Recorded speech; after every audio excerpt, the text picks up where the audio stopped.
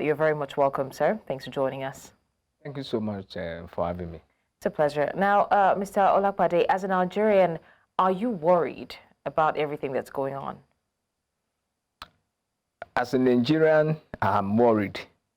And I think that should also be applicable to every other Nigerian, be it across religious, tribal, whatever affiliations that you belong, you must be worried, because we are talking about lives of innocent people.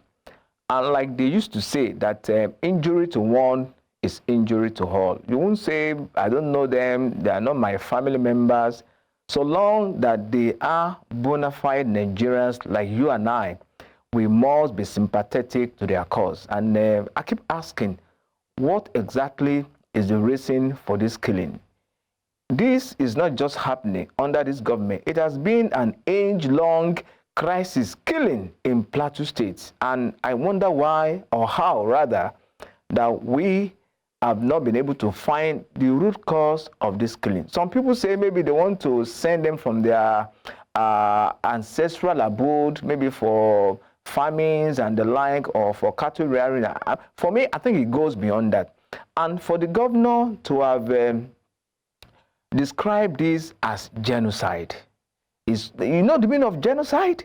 When, you know, people are trying to erase, you know, a tribe from existence. And that's exactly what Plateau has been suffering in the last 2 or 3 weeks thereabout. And it's quite unfortunate. And it is a wake-up call for us as a nation. We must focus attention on Plateau. We shouldn't say it is not happening in my state. Whether we like it or not, do we have one relative, either, you know, by extension, in Plateau State, in Benue State? So it is a clarion call for all of us as Nigerians to stand up to this and say no to further killings in Plateau, no to further killings in Benue, no to further killings in Taraba, Nasarawa, and every part of our country. We must stand up and say no to further killings. Okay, so we have been hearing time and time again about the security architecture. You know, we've seen that so much has been put into security. We've tried to ramp up our technology when it comes to security and things like that. But still, it feels as though the security is still not enough to tackle the challenges that we face in terms of insecurity. So do you think that our security architecture is overwhelmed? Or do you suspect corruption in the security systems that are responsible for some of these cracks? Well, let me take it from the first word, overwhelmed. Of course, I can't subscribe to the fact that they are overwhelmed, because Nigeria is a country of well over 200 million. And all our security apparatus, be it the military, Navy, Army, Air Force, the police, NSDC, and the likes, and even the paramilitary, I'm not sure we have a figure of about 1,500,000. I'm not sure we have that figure. I'm even being generous to say 1,500,000. That's 1.5. Can security apparatus or outfit of 1.5 million, you know, well police a population of well over 200? It's not rocket science. And that's why you can see that the military is now also appealing to Nigerians, come and voluntarily join the army. That's why even the police are also talking about recruitment, because we have a deficit in this regard. It's lopsided, whether we like it or not. It's not rocket science. And you know that in terms even of our military, they are overstretched. Do you know how many Operation Karindaji, several operations that have been undertaken by the military, particularly in the northeast and even in the Middle Belt region? But sadly, despite the deployment of the military, we have seen these senseless killings of innocent lives continued unabated. And that will raise the question that, are the military really, you know, keeping their tabs, keeping their eyes, or beaming searchlight on where this killing is continuing to occur? It shouldn't be a kind of when they now kill and leave the people or decide the town, the military now moving or the police moving. They need to be proactive.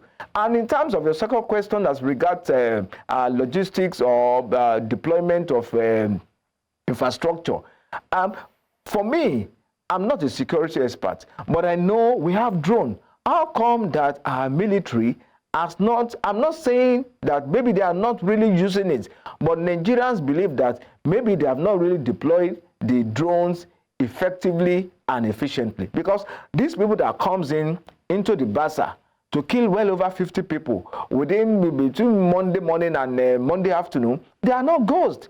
Are we saying we don't know their whereabouts? The people that invaded the Bogos, the Bagos community about a week ago and killed well over about 60, 70 people of Plateau. Are we saying that these people, we can't trace them? Are we saying that when they come into this village and they left after these killings, there is no trace of them at all? I don't want to believe that. And that's why some people are also saying that there is corruption, or some of our military, of our security apparatus are also complicit in this regard.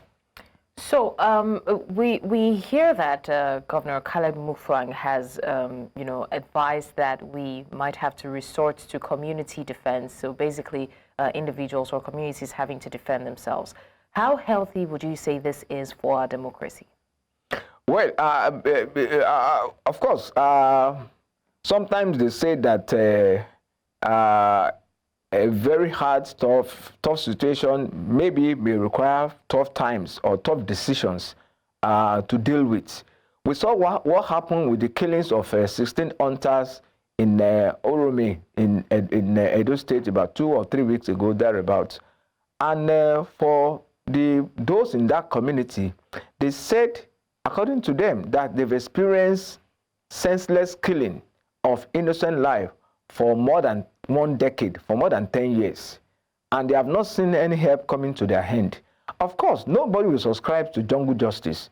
Nobody will ever say that we take laws into your hands. But when it becomes so apparent that government can no longer guarantee your safety, what do? You want to resort to self-help.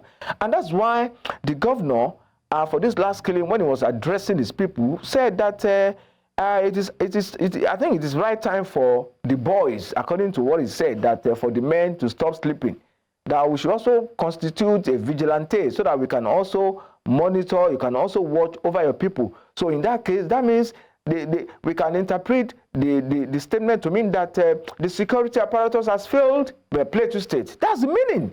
If governor is now asking the people of the state to stand up and shouldn't sleep any longer, particularly the men, I'm sure you have the tape. He said it categorically. So the implication of that is the state has failed them. When I say the state in this regard, I mean our regular security, be it the police, be it the military, army, navy, as the case may be. That means they failed the people of Plateau State.